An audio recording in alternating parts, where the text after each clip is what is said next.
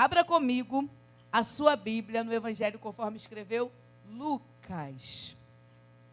Se quiser aumentar um pouquinho o retorninho para mim. Abre a sua Bíblia no Evangelho conforme escreveu Lucas.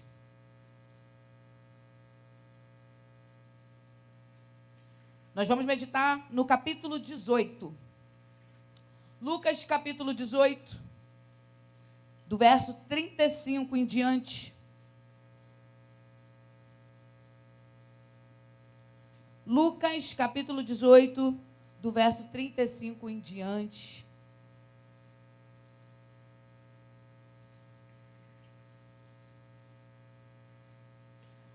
Se você encontrou, diga amém. Diz assim a palavra do Senhor. Lucas, capítulo 18, versículo 35.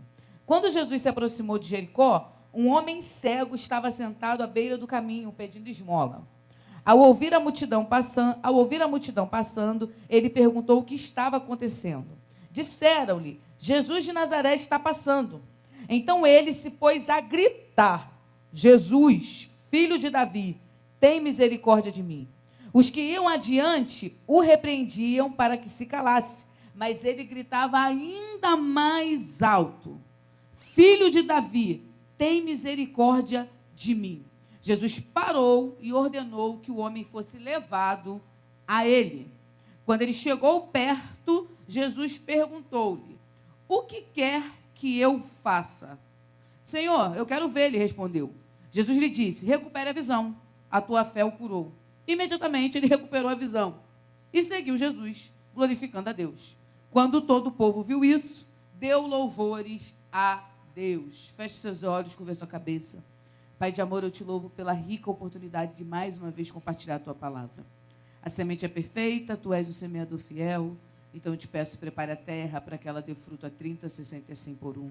Que o teu nome, somente o teu nome aqui hoje, na árvore da vida, seja glorificado.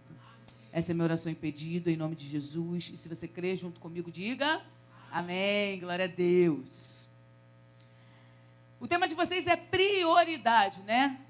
Prioridade é aquilo que vem primeiro, em ordem, em dignidade.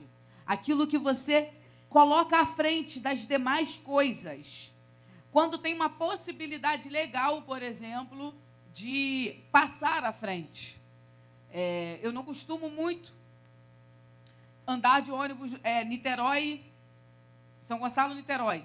Sempre ando São Gonçalo, Alcântara. Eu frequento mais São Gonçalo, Alcântara do que São Gonçalo, Niterói. Esses dias eu precisei ir em Niterói. E aí eu fui, peguei o ônibus, não sabia quanto era a passagem para Niterói, perguntei para o motorista me falou R$8. Eu falei, nossa, moço, eu só quero ir em Niterói. Não preciso ir para outro país, não. E aí, quando eu estava catando a minha moedinha, o único lugar totalmente azul que tinha foi ocupado. Aí eu paguei a passagem e sentei no lugar amarelo.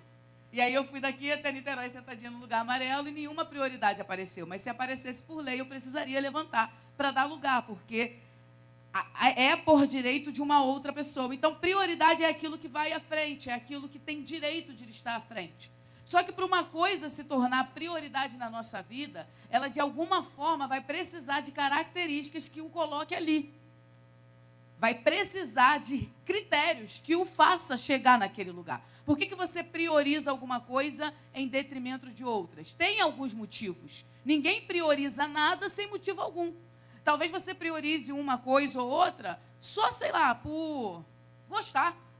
Você prioriza, por exemplo, o seu tempo ósseo, o seu tempo de videogame, o seu tempo no celular, porque você gosta, porque de alguma forma aquilo não te traz um benefício palpável, mas te traz uma coisa boa dentro de você. Então você só prioriza aquilo que você tem motivo para priorizar.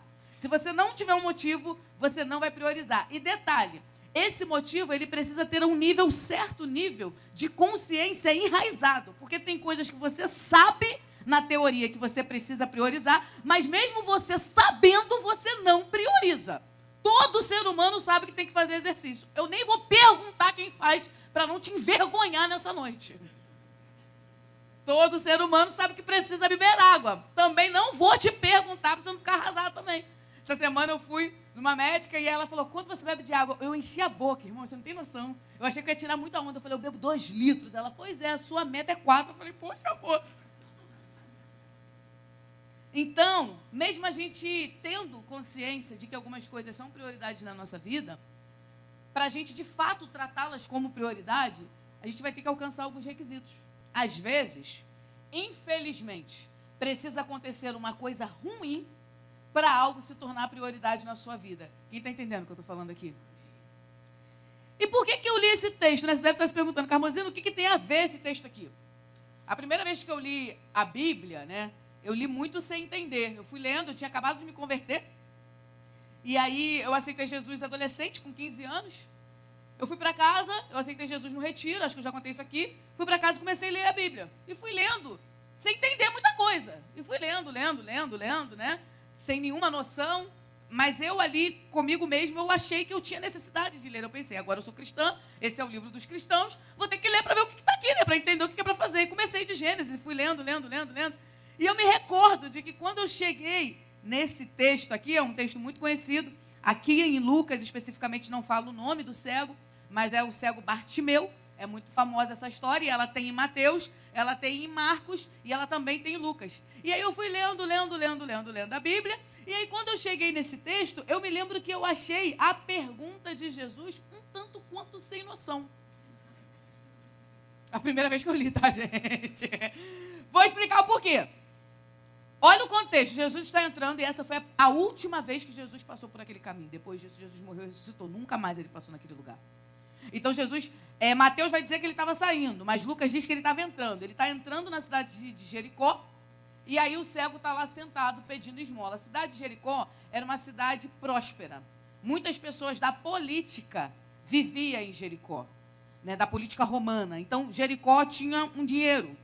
E aí os mendigos ficavam ali porque, por ser pessoas prósperas, era mais fácil de conseguir uma esmola. Então eles ficavam à entrada da cidade, porque tinha muita circulação de comércio.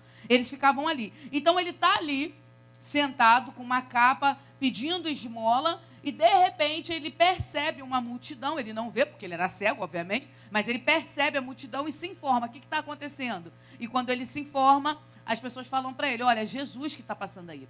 Eu não sei o que ele sabia de informação sobre Jesus. A Bíblia não fala muito sobre esse cego, não dá para entender o que ele já conhecia. Mas uma coisa a gente sabe, ele já sabia que Jesus curava, porque se não soubesse, não ia correr atrás de Jesus. Então Jesus está entrando junto com os discípulos, uma multidão começa a se juntar, porque aonde Jesus ia, as pessoas iam, e as pessoas iam por muitos motivos. Algumas iam porque queria milagre, como esse moço vai querer. Algumas iam porque queria ver, como Zaqueu. A Bíblia diz que Zaqueu ficou curioso.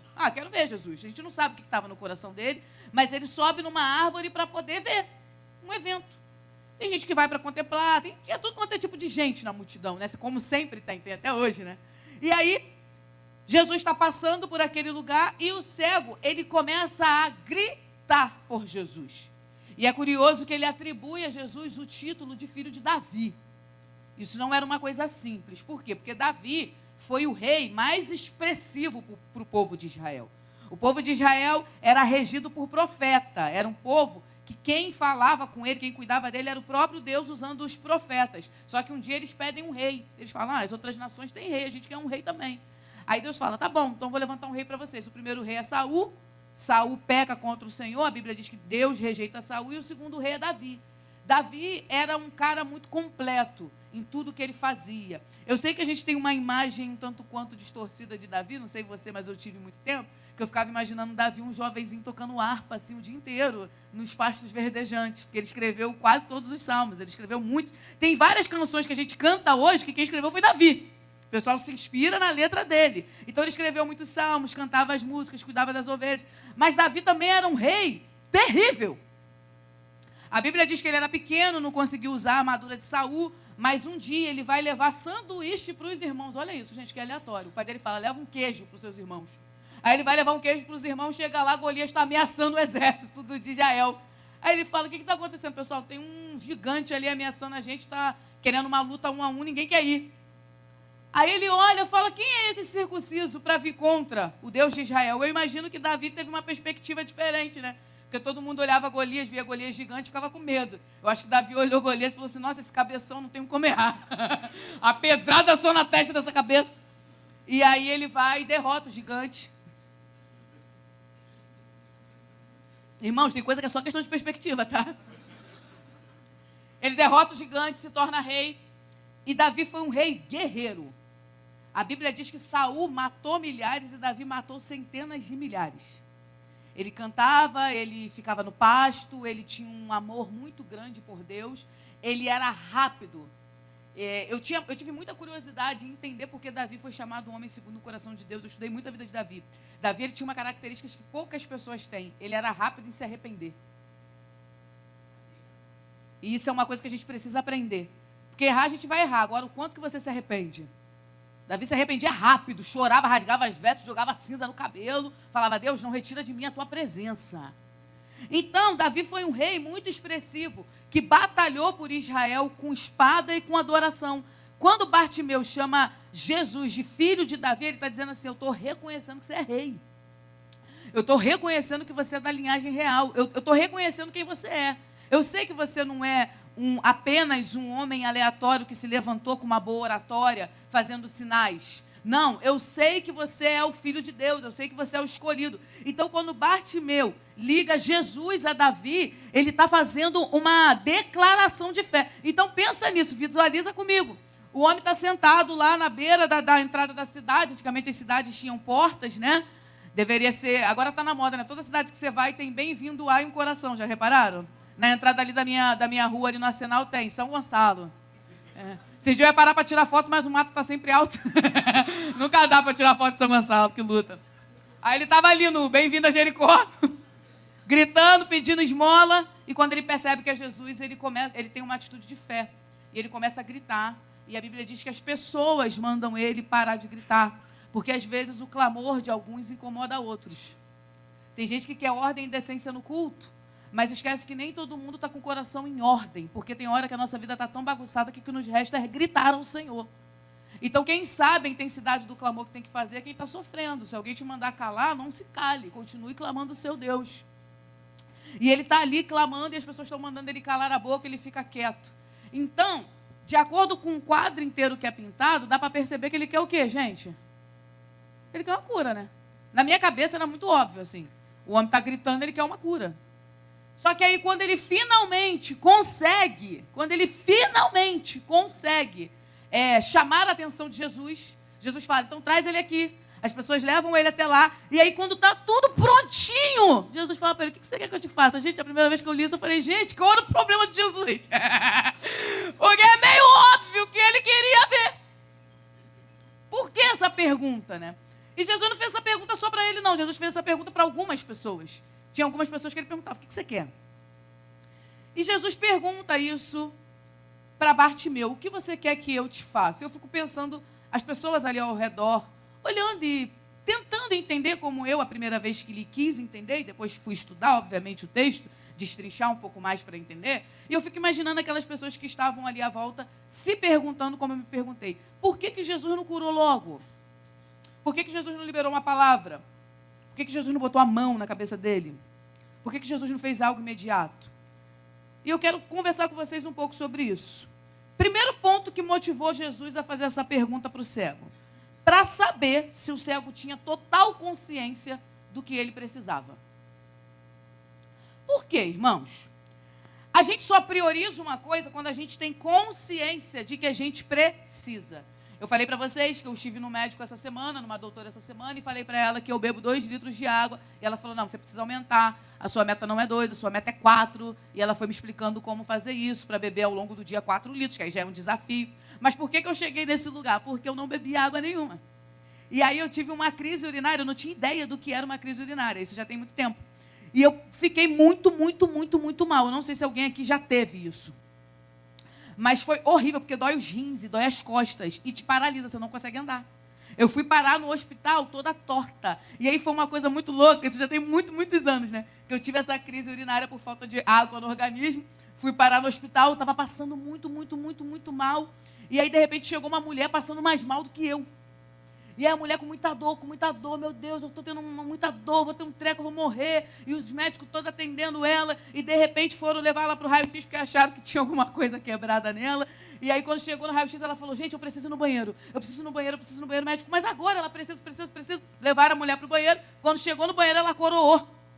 Ela estava grávida e não sabia, vocês acreditam? E aí o pessoal, gente, ela está grávida, ela vai ter um neném. Assim, a minha dor até passou, né, porque a fofoca era maior. Aí eu peguei meu sono... Fui lá para ver, todo mundo lá olhando, e aí o doutor que estava de plantão, tadinho, médico novinho. Aí ele, meu Deus, peguei umas toalhas. Eu falei, moço, tô doente também. Foi a primeira e única, né, vez que eu vi um parto na minha vida. E a mulher teve um neném sem saber que estava grávida. Eu falei, gente, não acreditava que isso existia. E ela teve mesmo. E aí, por conta desse momento que eu passei essa dor, eu entendi a necessidade da água. Às vezes, para nós, é difícil entender qual é a nossa real necessidade. E por isso a gente não coloca prioridade na nossa vida. A verdade é que tem muito cego que não quer enxergar. Tem muito cego que quer ganhar dinheiro, se é que você me entende.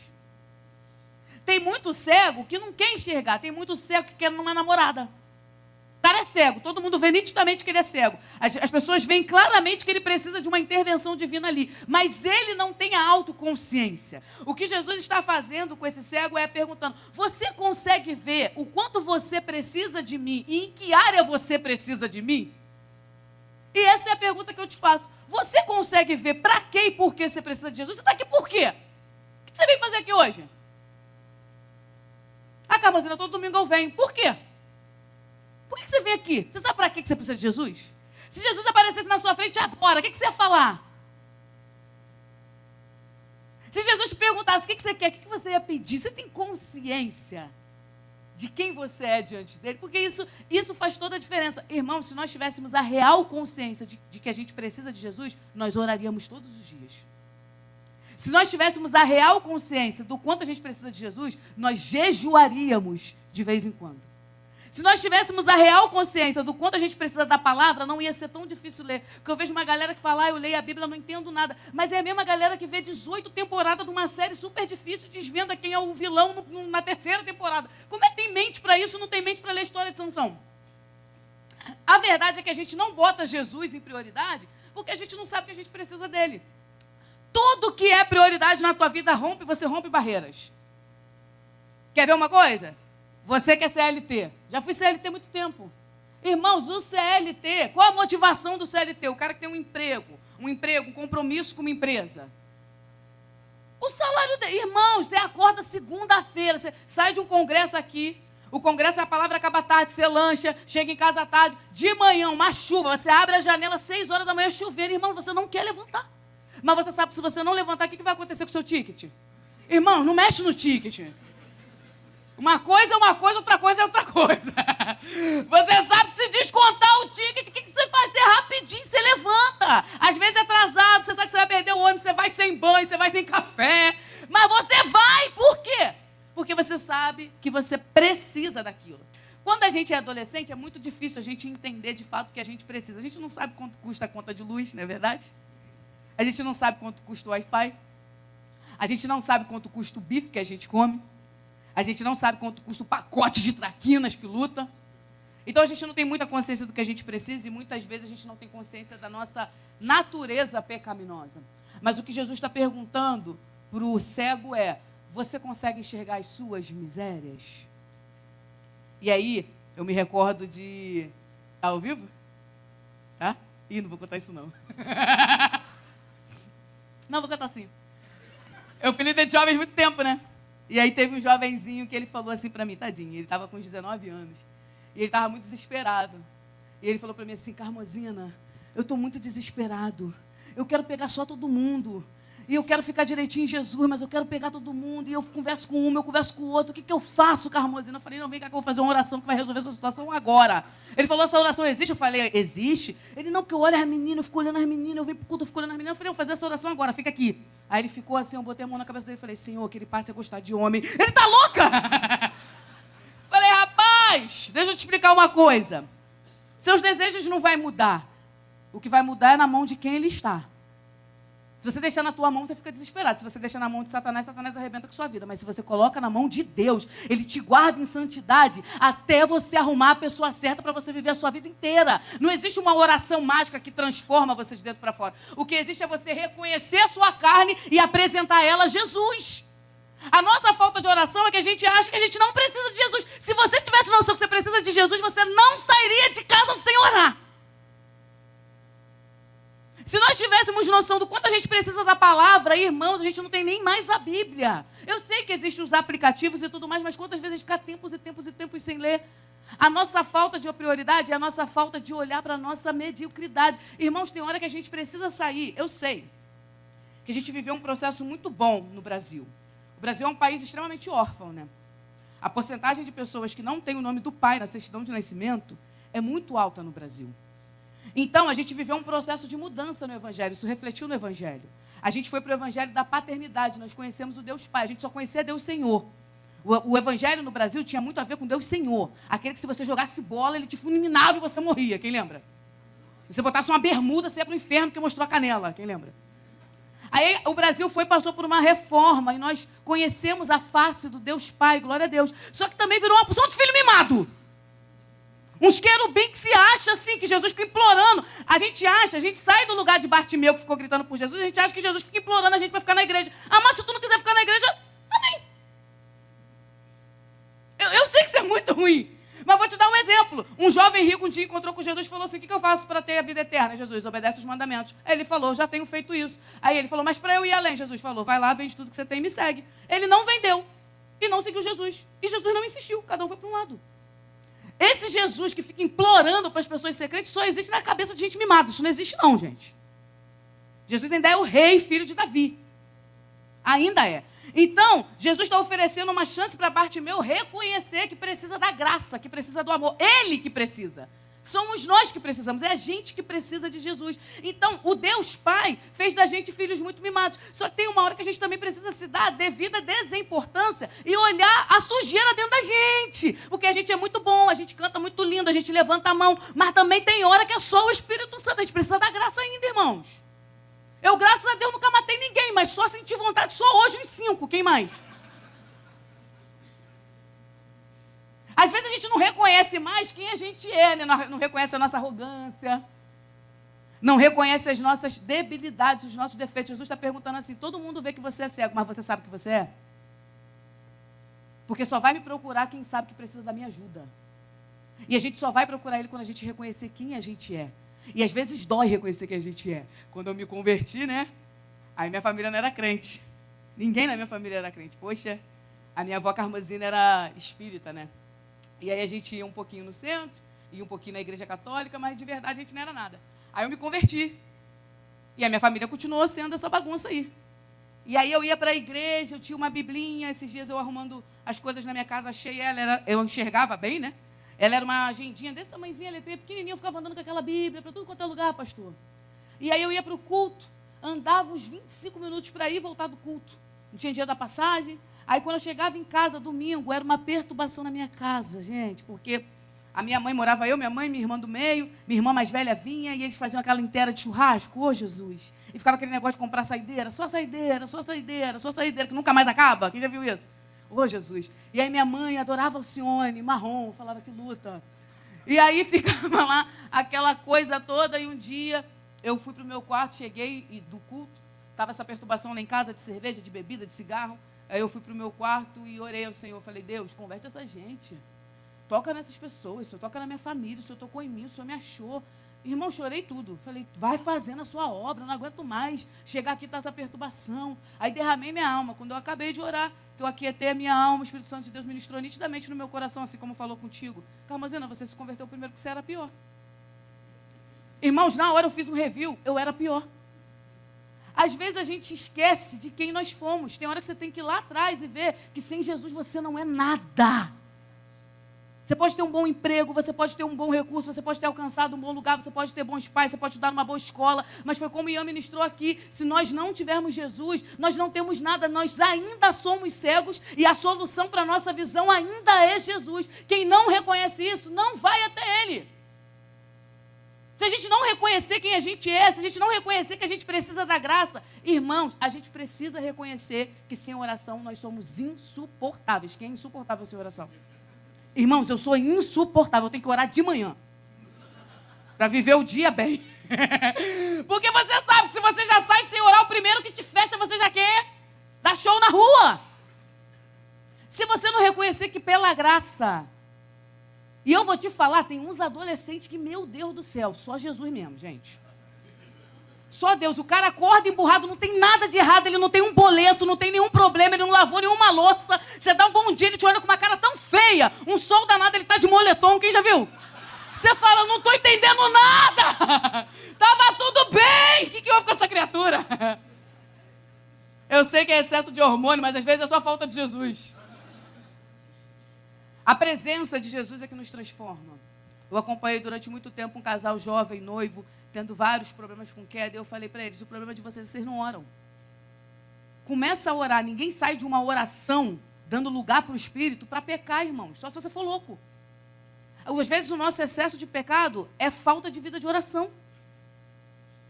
Às vezes o nosso excesso de ira dentro de casa, a nossa irritação com cônjuge, com criança, com tudo, é falta de oração. Às vezes é falta de lembrar que esse emprego que tu reclama todo dia com essa boca grande, tu orou um tempão para receber. Às vezes é falta de lembrar que esse cônjuge que você reclama de boca grande porque ele não sabe onde botar a toalha, você que pediu. Tem uma irmã até hoje chorando, que você falou, Deus me dá ele. E agora reclama com esse bocão. Quem está entendendo o que eu estou falando aqui?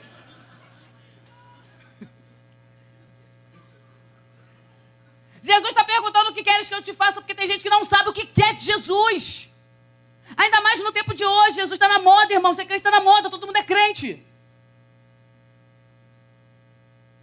Os cantores são crentes, o pessoal faz tardezinha em célula. Tardezinha com fulano e célula no dia seguinte. Eu falo, meu Deus, na minha época não era assim, não. Todo mundo é crente, mas quem entende o que realmente é servir a Jesus?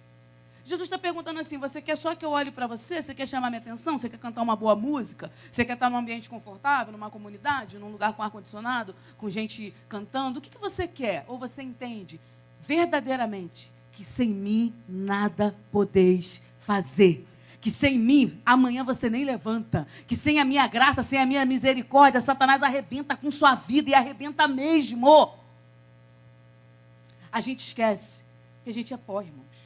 E que a gente precisa de Jesus. Precisa. Não é uma questão de escolha ou critério, a gente necessita. Segundo motivo pelo qual Jesus pergunta isso. Para ele saber se você tem consciência do poder dele. Porque Jesus fala assim para o cego, né, para o Bartimeu, o que queres que eu te faça? É para saber aonde ele quer que Jesus haja. Para ver se ele tem consciência de que a prioridade na vida dele é ter a cegueira curada. Mas logo em seguida, eu também percebo que isso aponta para a consciência de Bartimeu do poder de Jesus. Por quê? Porque a gente está falando de um tempo, até hoje, né, a cegueira é uma doença muito difícil de reverter. Tem casos que reverte. Acho que eu já contei para os irmãos, né, que eu vi uma reversão de cegueira na África. Já falei isso para vocês? Nunca falei isso, não? Na primeira vez que eu fui para a África, eu fui num povoado, numa cidade chamada... Oh, meu Deus, agora esqueci. É uma cidade próxima da capital de Moçambique. E nós fomos nesse lugar e lá tinha muitas pessoas cegas. Alguns atribuem a uma planta.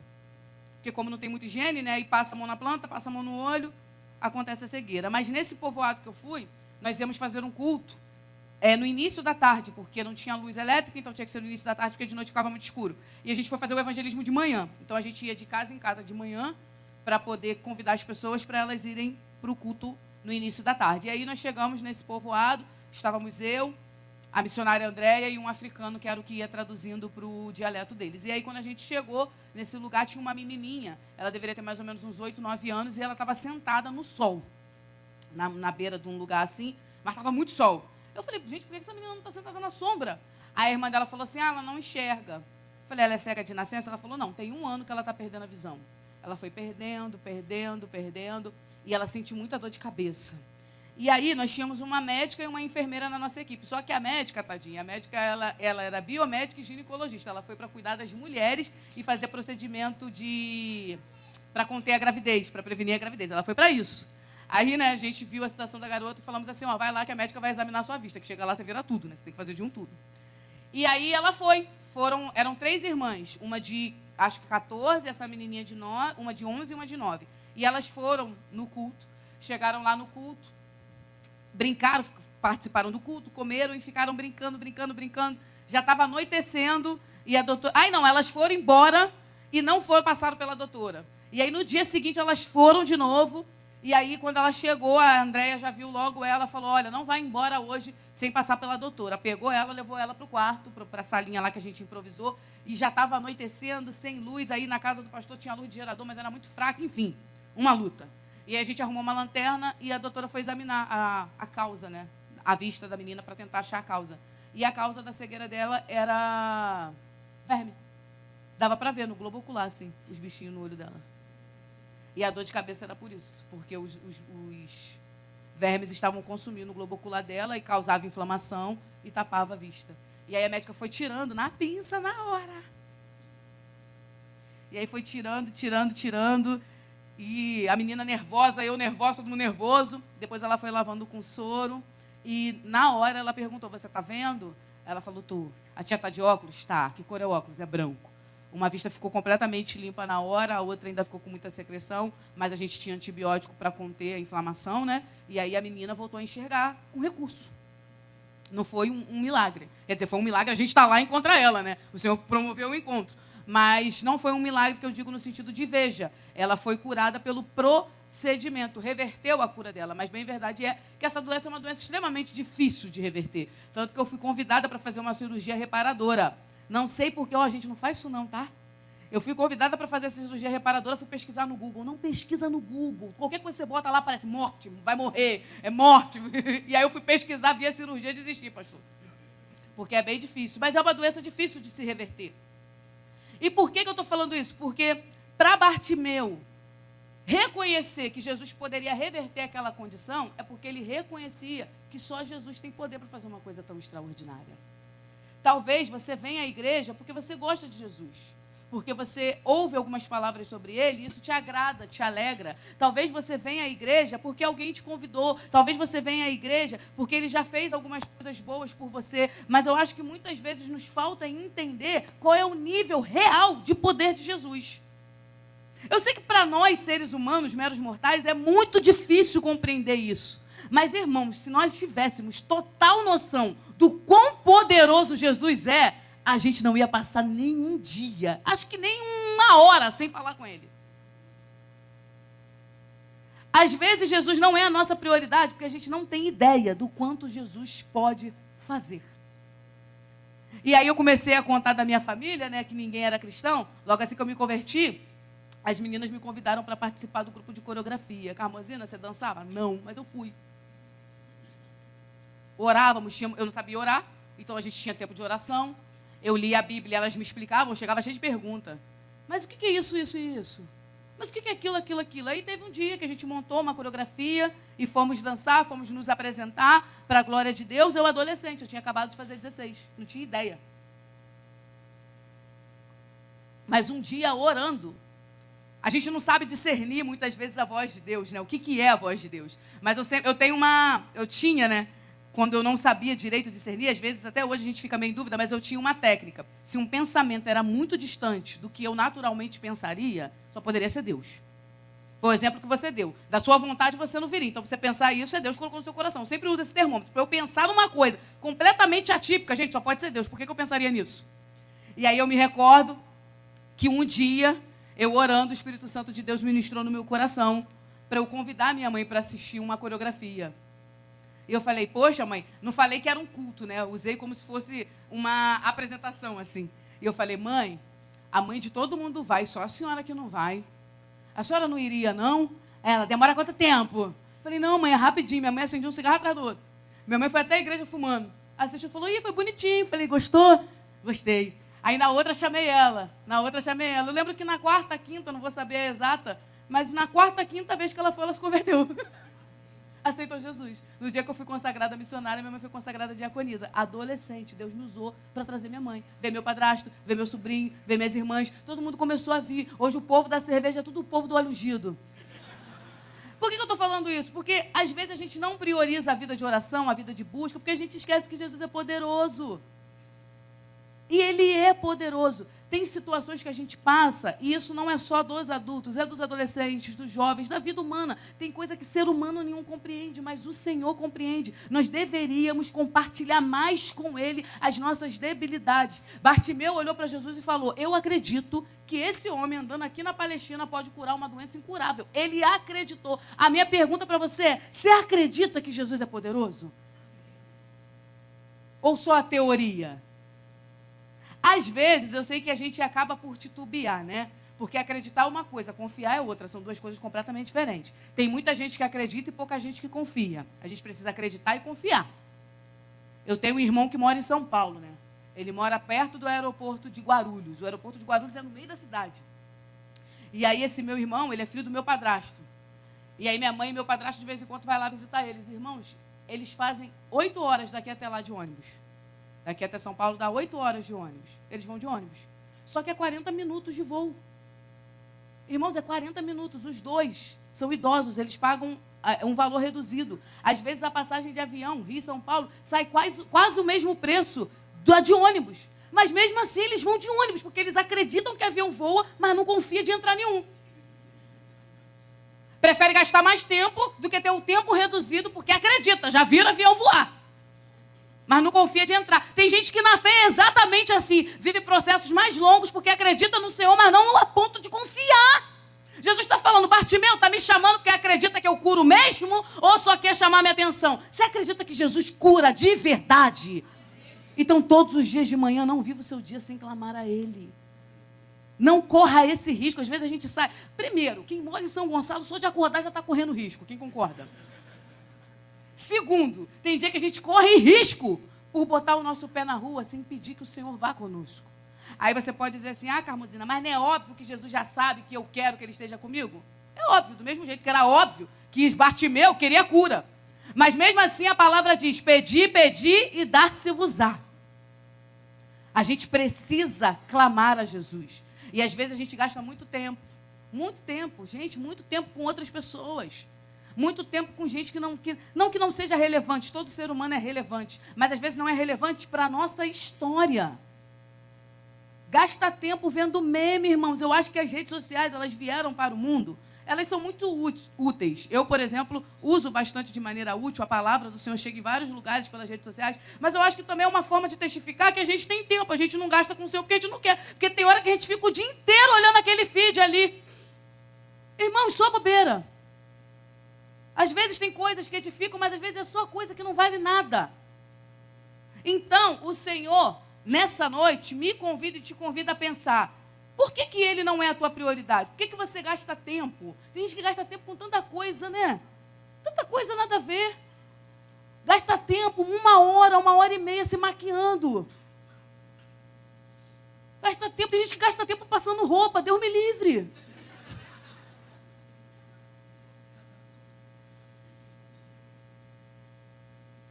A gente não prioriza Jesus porque a gente acredita. Eu não estou aqui descredibilizando a sua fé, eu estou dizendo que ela só é pouca.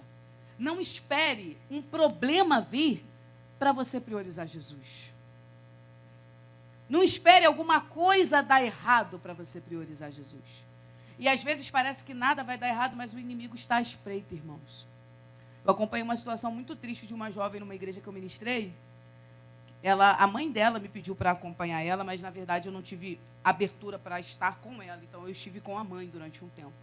E a menina, de boa na igreja, participava de tudo e tudo mais, começou a namorar o baterista. Aí, né, foi ladeira abaixo, mentira. O Wesley é baterista, gente. Ela começou a namorar o baterista, estava tudo certinho, tudo direitinho. Um dia, o baterista achou uma mensagem no celular dela.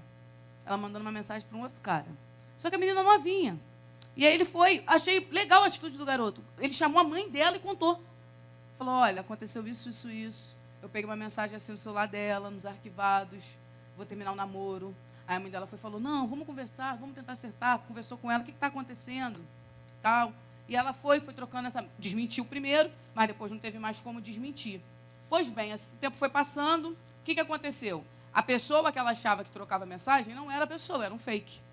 E aí depois ela descobriu que a pessoa que trocava de verdade mensagem com ela era um traficante lá da região dela. Só que aí ela já tinha enviado foto. E essa menina tentou suicídio 2 vezes, irmãos. Às vezes a gente vai deixando Jesus de lado e vai vivendo uma vida de qualquer jeito, porque a gente acha que nada vai acontecer. A gente fica acostumado. O problema é que a gente está acostumado a ser crente, irmãos.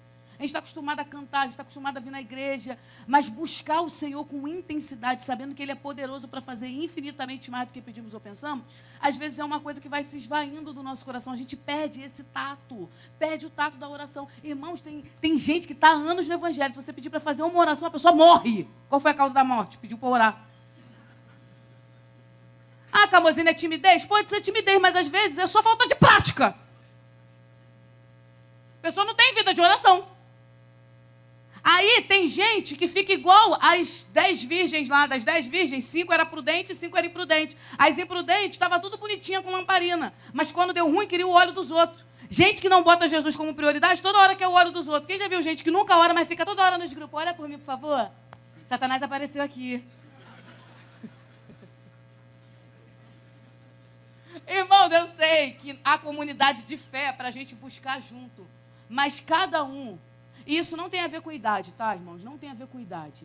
Muito pelo contrário, vou ser muito vulnerável aqui agora diante de vocês. Eu buscava muito mais a Deus na minha adolescência do que eu consigo buscar agora.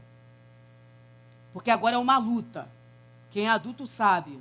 Tem hora que eu sento para orar, Gael, mãe, quero maçã. Aí eu vou buscar maçã, quero cortada, aí eu corto. Quero sem casca, eu tiro sem casca. Aí eu quero no pote amarelo, aí eu boto no azul porque eu não achei amarelo. Quem tem filho? Aí já chegou a hora do compromisso. Quando adolescente, irmãos, e adolescente é emocionado, né? Eu era emocionado, eu queria ser batizado, eu queria ver dom, eu ia para o monte ver, eu pedia, Senhor, me mostra, abre a minha vista, abre os meus olhos. A gente queria ver graveto de LED. Quem é dessa época? Que a gente ia para o monte para ver os gravetos acender. Por quê? Não sei, mas a gente ia. E queria ser batizado em línguas, e queria pregar. Irmãos, quantas vezes eu orei a Deus, com 16, 17 anos, por coisas que eu estou vivendo agora. Promessas que estão se cumprindo agora. Não tem nada a ver com idade, tem a ver com você amar o teu amado de verdade. A gente prioriza aquilo que a gente reconhece que é importante. Você arruma aí um jovenzinho, fica a noite inteira, desliga você. Hoje ninguém liga, né? Agora é no WhatsApp. Aí, ó.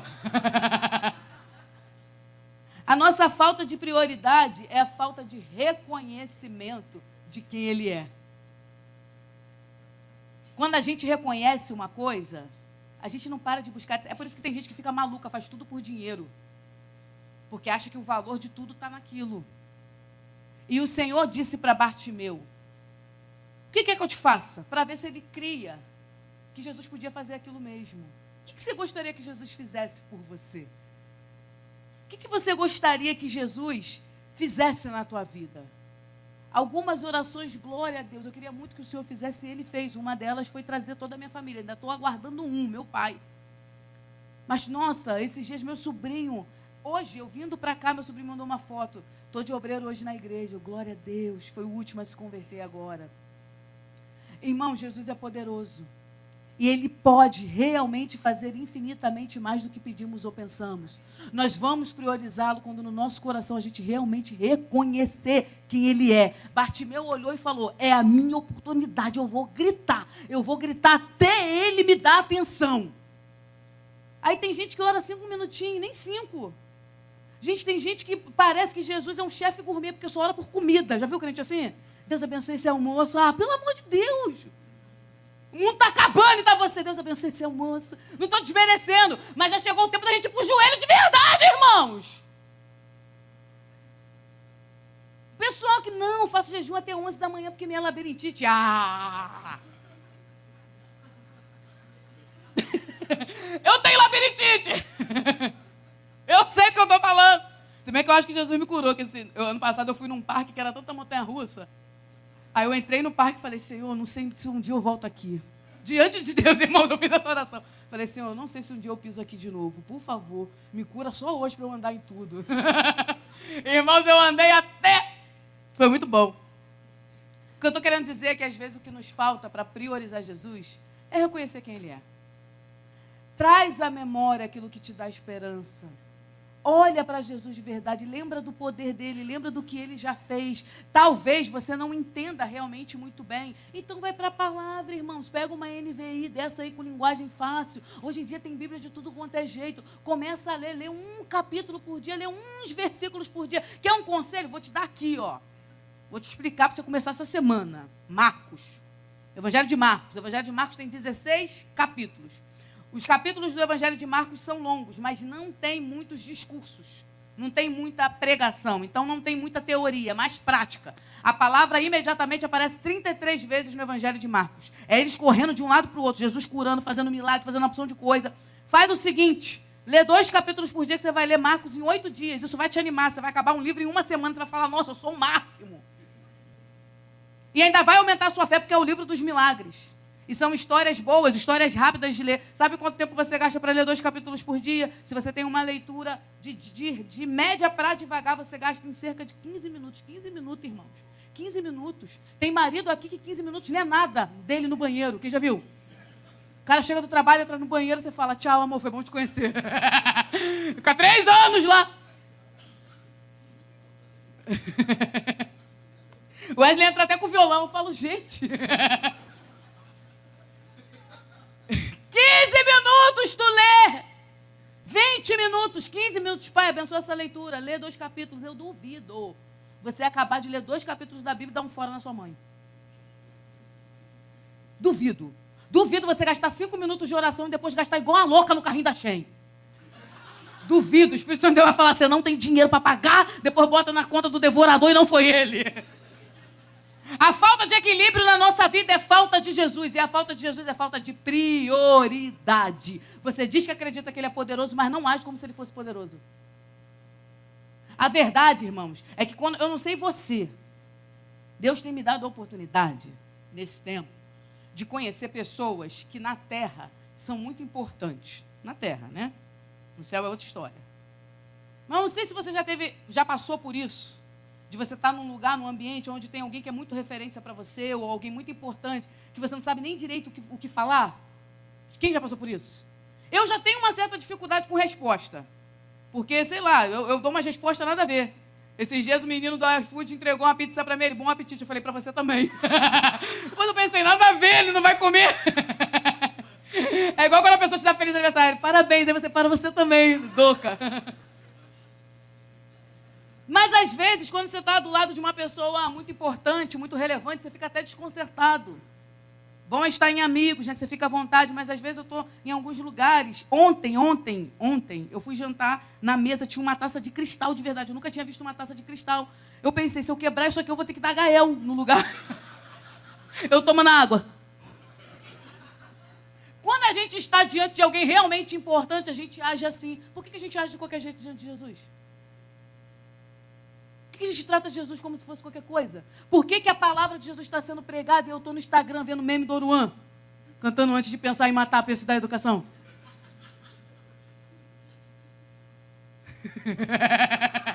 Já fizeram várias versões, né? Tem reggae, tem pagode. Bartimeu olhou e falou, vou priorizar Jesus, porque ele é digno. Ele é digno do meu escândalo. Ele é digno do meu levantar. Ele é digno. Eu vou pedir para ele o impossível, porque eu sei que ele é capaz de fazer. Eu vou colocar ele na frente de tudo. Eu vou colocar ele na frente dos médicos. Eu vou colocar ele na frente dessa gente que está mandando eu parar de buscar. Eu vou colocar ele na frente porque ele é. Se você não sabe quem Jesus é, Mateus, Marcos, Lucas e João. Senta e lê. Conta a história dele. Diz quem ele é. Diz o que ele já fez por você.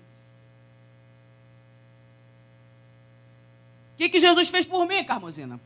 Me impediu, me resgatou de ir para o império das trevas. Me deu vida eterna, irmãos, eu sei. Não quero morrer agora, porque eu quero ver Gael crescer e eu quero implicar com a esposa dele. Eu estou me preparando. Mentira, você é uma boa sogra. Mas eu sei que se eu morrer aqui agora, eu acordo diante dele. Ele já fez. Agora, o que ele pode fazer? Irmãos, é uma honra servir a Jesus. Eu amo servir a Jesus. Às vezes é cansativo, que eu fico para lá e para cá. Às vezes é difícil, porque você lida com ingratidão, com calúnia. O pastor sabe muito bem disso. É uma honra servir a Jesus. É uma honra ser filha de Deus. Nossa, eu entendi a paternidade quando eu entendi que o pai me adotou. Isso é muito bom. Mas eu vou te falar, é muito bom ser amigo. E tem gente que é filho, tem gente que é servo, mas tem gente que não ocupa o lugar de amigo porque não prioriza ele. Crie uma vida de priorizar Jesus. E eu não estou falando de uma vida religiosa. Existem os ritos. Acho que eu posso chamar de rito, não sei se essa é uma boa palavra. Existem as coisas que são doutrina. O que é doutrina na fé cristã? Irmãos, a gente pode mudar a cor da parede da nossa igreja, a gente pode mudar a música que a gente canta, a gente pode mudar tudo, mas tem coisa que é a mesma coisa e é a mesma coisa para sempre. O que é? Orar. Carmozina, como é que se ora? Ajoelha, ou de pé, ou lavando louça. Eu amo orar lavando louça. Eu tenho vontade de ter uma máquina de lavar louça, mas às vezes eu fico pensando, porque é tão bom orar lavando louça, quem ora? Tinha que ter mais homem de mão levantada, hein? Tu vai lavar uma louça. Você pode orar lavando louça, fala com Deus. Fala em nome de Jesus. A Bíblia nos manda orar em nome de Jesus. Senhor, em nome de Jesus, ore ao Espírito Santo, chama ele, Espírito Santo de Deus. Eu sei que você habita em mim, me acompanhe, fala comigo. Fala comigo quando não estiver legal, fala comigo quando eu não estiver te agradando. A Bíblia diz que a gente pode entristecer o Espírito com as nossas atitudes. Pede para ele te avisar quando você estiver entristecendo. Jejum. Carmozina, como é que se faz jejum? Fecha a tua boca de matraca, pronto. Às vezes eu faço propósito, tiro algumas coisas. Esses dias eu fiz um propósito de açúcar, irmãos do céu. Ficar sem açúcar é muito difícil. Mas foi bênção. Faz um jejum. Começa de até meio-dia, depois você vai aumentando. Leitura da palavra, irmãos. É as mesmas coisas. Um salmo por dia, um texto por dia. A sua vontade vai aumentando, o seu desejo vai aumentando. O louvor, a adoração, isso eu acho que já é a prática da maioria. A gente gosta de ouvir um louvor, uma adoração. E detalhe, contemplação não substitui atitude. As pessoas estão achando que contemplar é a mesma coisa que fazer. Não é. Você não emagrece olhando alguém malhar. Você não se alimenta olhando alguém comer. Aí tem gente que fala assim, não, eu já li a palavra porque eu vi o vídeo da fulana de tal no YouTube. Isso não é ler palavra, não. Contemplar não é fazer. Ah, Carmozina, então eu tenho que parar de ver? Não, veja o meu canal, Carmozina Joyce. Edifica, mas não substitui. Vocês entenderam? Edifica, eu também vejo. Eu gosto de podcast. Gosto de ficar lá na esteira ouvindo podcast. Tão bom, mas não substitui. É a mesma coisa. E aí, sabe o que acontece para a gente encerrar e orar? Bartimeu é levado à presença de Jesus. Jesus pergunta para ele, o que queres que eu te faça? Bartimeu reconhece a pequenez e a miséria dele. Eu sou cego, Jesus. Você sabe reconhecer? A Bíblia aponta para um negócio que é diferente de pecado. Preste atenção nisso, que isso é importante. Pecado é algo que atinge todo mundo. Todo mundo é atingido pelo pecado. Vou dar um exemplo aqui do que é pecado. Fornicar é pecado. É pecado para mim, para você, para todo mundo. Mas tem um negócio que a Bíblia chama de iniquidade. Diga iniquidade. Diga mais forte, iniquidade. O que é iniquidade? Iniquidade é aquilo que mexe com você e pode não necessariamente mexer comigo. Vou dar um exemplo. Eu fui na Argentina. E aí passei em vários cassinos, irmãos. Aquilo tudo colorido, aquelas rodas girando. Vários cassinos. Irmãos, não fez nem cosquinha, eu não gosto de jogo. O máximo de jogo que eu jogo é um bingo lá em casa que a gente faz. Ano passado a gente fez um bingo no Natal, um dos prêmios era uma sombrinha. Minha família deu a vida para ganhar a sombrinha. Quem ganhou foi meu cunhado. Não gastei nem um centavo lá. Comi, vi, nem entrei, porque achei um clima pesado e vim embora. Mas tem gente que o jogo tenta a pessoa de uma tal forma que ela perderia um cônjuge lá. Ia falar, olha, fulano, nosso casamento acabou porque eu te apostei lá no cassino e você foi ter que ficar lá. Então, tem coisa que é tentação para um e não é tentação para o outro. Tem coisa que, inclusive, é coisa boa, mas para alguns se torna tentação. Quer ver um exemplo disso? Comida. Todo mundo tem que comer e comer é bom, mas para alguns se torna uma tentação. Se torna glutonaria. O conceito de iniquidade é quando aquilo te tenta tanto que você começa a achar normal. Você sabe o que te tenta? Você sabe qual é a sua cegueira para você apresentar a Jesus? Jesus, meu problema é esse aqui. Cuida dessa área para mim. Você ora por isso? Você dá nome aos seus fantasmas? Ou pede perdão na atacada e pede no específico? Tem gente que é assim, né? Pedir perdão, Senhor, me perdoa pelos meus pecados. Ah, alecrim dourado, dá nome ao pecado para parar de fazer. perdoa porque eu sou chata, me perdoa porque eu sou ignorante, me perdoa porque eu sou preguiçosa, eu tô preguiçosa, que eu passo fome para não levantar e pegar um prato de comida. Tem gente que é preguiçosa a esse ponto. A Bíblia condena. E pedir. Pedir a gente pede específico mesmo. Deus fala para a gente pedir de maneira específica. Irmãos, dá detalhe para Deus. Eu falei para o Senhor, Senhor, eu quero um homem alto e negão. O Senhor deu alto de verdade. Jesus não era tanto, mas amém. O que eu estou querendo dizer é que quando a gente entende quem Jesus é, a gente passa a priorizar Ele de maneira natural. Aí Bartimeu foi colocado na frente de Jesus, ele reconhece a miséria dele, ele diz, eu sou cego, eu quero ver. Aí Jesus fala, tu quer ver? Ele está dizendo assim para Jesus, eu sei que a visão é uma doença que não tem como ser revertida, mas eu também sei que você pode. Aí, gente, Jesus não faz absolutamente nada. Esse é um milagre que Jesus não cospe no chão. Tem um cego que Jesus curou assim, cuspiu no chão, fez uma lama, pegou a lama e botou no cego. Teve um cego que Jesus falou, caminhe, olha isso, né? Jesus falou para o cego, vai até o tanque, se lava, quando chegar lá que você se lavar, sua visão vai voltar. Esse cego não, esse cego, o desenrolar foi tão rápido que Jesus falou assim, então veja, gente, ele viu. Tem coisa que tu não alcançou porque tu não pediu. Ai, Jesus não age nessa área da minha vida. Quantas vezes você falou para ele dessa área? Quantas vezes você gastou tempo falando com ele? Deus, estou te apresentando essa área aqui. Aí Jesus fala, então veja. Aí o que acontece? Que eu amo esse final. A Bíblia diz que ele tirou a capa, parou de mendigar, seguiu Jesus. Aí quando ele segue Jesus, o que acontece? Versículo 42. Jesus disse-lhe, recupere a visão, a sua fé te curou. Imediatamente ele recuperou a visão e seguiu Jesus glorificando a Deus. Quando todo o povo viu isso, deu louvores a Deus. Preste atenção nisso, porque nós já vamos encerrar. O louvor, se já quiser subir, pode subir. Bartimeu reconhece que só Jesus poderia resolver aquele problema. E Jesus resolve. E aí, quando Jesus resolve o problema de Bartimeu, que até então era cegueira, vários outros problemas são resolvidos antes. Porque até então, ele era um mendigo. Ficava na porta, mas no momento que ele ganha visão, ele já sai do lugar de mendigo.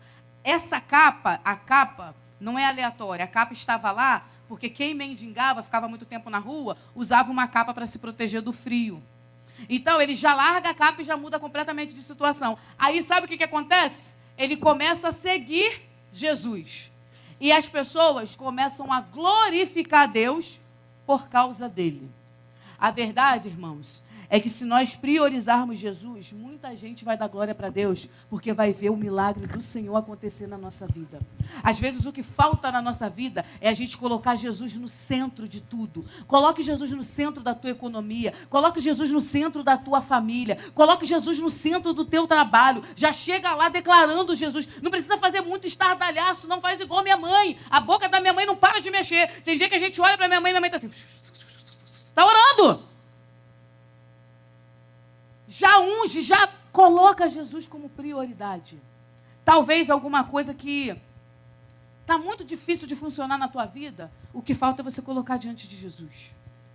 Eu sei que o tema de vocês é mais buscar, pois, o reino de Deus e a tua justiça e as demais coisas vos serão acrescentadas. Carmozino, o que vai me motivar a buscar primeiro o reino dos céus? O que vai te motivar a buscar primeiro o reino dos céus?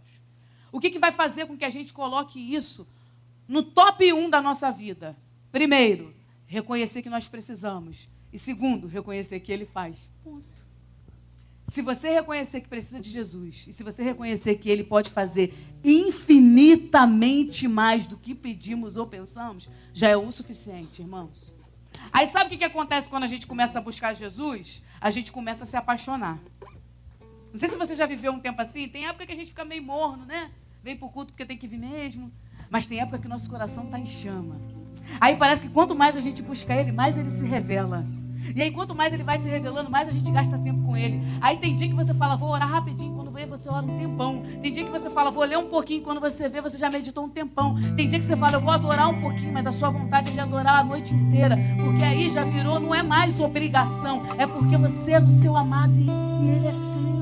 É porque você olha para Ele, vê a beleza revelada do Pai, você fala, gente, não tem nada melhor, não tem nada igual do que a tua presença. Ficar na presença de Jesus é muito bom, irmãos, a gente esquece. Como que a gente troca a presença de Jesus por coisas tão banais, irmãos? Eu não estou dizendo que a gente não vai ter uma uma vida de entretenimento. De vez em quando é bom botar um filme, ver alguma coisa, distrair. Mas quantas vezes a gente dá tanto espaço para tantas coisas e Jesus vai ficando lá no final da fila? É como se nós disséssemos, a gente até sabe que isso é importante, mas nós achamos você tão importante assim. Comece a trazer Jesus para o centro da tua vida, para que você veja Ele mudar a tua realidade. Irmãos, antes de passar para o Ian, eu quero fazer uma oração. E eu gostaria de te convocar e gostaria que você fosse muito sincero comigo, com o Senhor, porque essa oração eu me incluo nela também, sabe? Eu acho que nós precisamos pedir a Deus, nos revela, Senhor, nos revela a Tua glória, nos revela a Tua presença, nos faz cada vez mais apaixonados por Ti, para que naturalmente, necessariamente a gente priorize. Então, se enquanto eu compartilhava essa palavra com vocês, e o seu coração queimou, e o seu desejo é colocar Jesus como prioridade cada vez mais na sua vida, eu queria que você desse um passo de fé, eu queria que você saísse do seu lugar e viesse à frente orar comigo.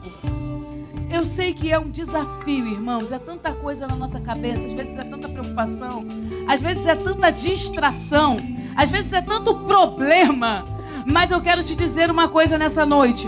Assim como Bartimeu tinha consciência da grandeza e do poder de Jesus, que nessa noite Ele possa se revelar a nós de tal maneira que a gente saia daqui olhando para Ele, sabendo que tudo que a gente precisa verdadeiramente está nele. Ele é a fonte de tudo, irmãos. Não adianta gastar tempo com outras coisas e não priorizar a presença.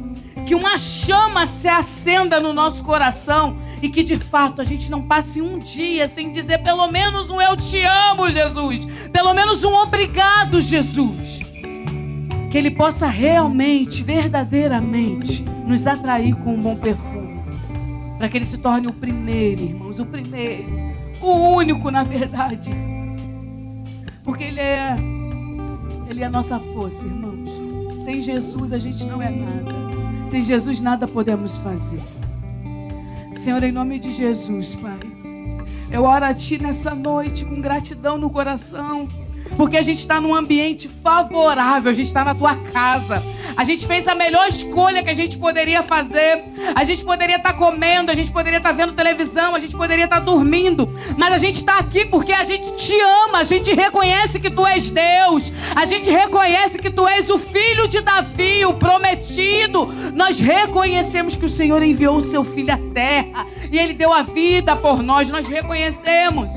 Mas nós também pedimos perdão nessa noite, porque às vezes gastamos tempo sem olhar para o Senhor. Às vezes passamos um dia distraído e não percebemos a Tua presença. Às vezes a gente se distrai com risada, com brincadeira, se distrai com um amigo e não olha para a Tua face. Às vezes a gente tem tanto problema, é um diagnóstico, é falta de dinheiro, e as coisas do mundo vão roubando o nosso tempo, a nossa mente. Mas nessa noite eu quero declarar que o Senhor se assenta no trono de novo da nossa vida, que o Senhor toma o primeiro lugar da nossa casa, da nossa mente.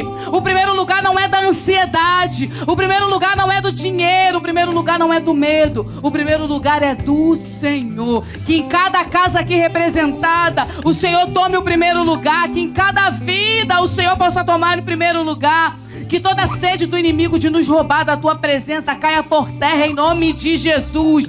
Mas que através do Teu Espírito Santo a gente viva na certeza de que a nossa cegueira só pode ser curada pelo Senhor. Levanta uma geração de adolescente apaixonado por Ti, adolescente que ri, brinca, conversa, mas que tem o desejo de Te buscar, Senhor, porque são eles que vão sustentar os altares no futuro. Então sustenta as bases, toca nos pés, faz raiz forte. Que seja uma galera que busca, que ora, que não deixa a timidez, a preguiça vencer, mas que é apaixonada pelo Senhor, apaixonada pelo ministério. Deus, faz o coração queimar, Senhor, faz o coração queimar pela vontade de Te servir. Mas também toca aqueles que já estão mais velhos, que talvez já viram muitas coisas e começaram a viver uma vida comum. Reacende a chama da oração, reacende a chama do clamor, reacende a chama de acreditar que o Senhor é Deus. Levanta mulheres de oração, mulheres que oram pelos filhos, pelo marido. Levanta homens de oração, homem de palavra, Deus. Que a palavra do crente seja sim, sim, não, não. Que a palavra dos homens sejam poderosas. Que quando liberada na terra, mova o céu. Levanta cheio de Ti, Senhor. Se porventura estamos Te deixando de lado, Deus, acende a chama no nosso coração, aviva o nosso coração, libera dons, Senhor, libera fruto, abre as comportas dos céus, se necessário for, abre a nossa visão para ver o mundo espiritual, mas nessa noite eu clamo, não nos deixe distraídos, porque o Senhor não voltou mais a Jericó, o Senhor não voltou mais. Se não fosse naquela noite, não ia ser um outro dia. Às vezes a gente não te adora como deve porque acha que vai dar tempo amanhã. E às vezes não tem amanhã. Nos ajude a te amar com intensidade. Te amar pelo que és. Te amar porque Tu és grande, Tu és poderoso, Tu és belo, Tu és o Iavé. Tu és o Rafá que cura toda dor, o Jirê provedor. Tu és o grande eu sou, o Alfa, o Ômega. Tu és o primeiro. Tu és maior do que qualquer youtuber. Tu és maior do que qualquer empresário. Tu és maior, Jesus. Tu és maior, Tu és o Rei de toda a terra. Que todo joelho se dobre, que toda língua confesse que Tu és Senhor e Rei. Que não tenha mais nada além do Senhor sentado no trono dos nossos corações. Espírito Santo de Deus, eu quero te fazer uma oração muito específica. Nos desperta para o Senhor. Que ao acordar a gente sinta saudade de Ti. Coloca um louvor na nossa mente para a gente escutar ao longo do dia. Coloca as palavras de oração na nossa boca. Se necessário for, batiza alguns, aviva dons. Mas faz alguma coisa para que a gente seja atraído. Assim, Deus, como o Senhor atraiu Moisés através da sarça, nos atrai, Senhor, para Ti. Para que nunca mais na nossa vida a gente priorize outra coisa, outra pessoa, além do Senhor no trono da nossa vida. Essa é a minha oração em pedido, crendo que o Senhor vai fazer infinitamente mais do que pedimos ou pensamos, em nome de Jesus. E se você crê, aplauda o Senhor o mais forte que você puder.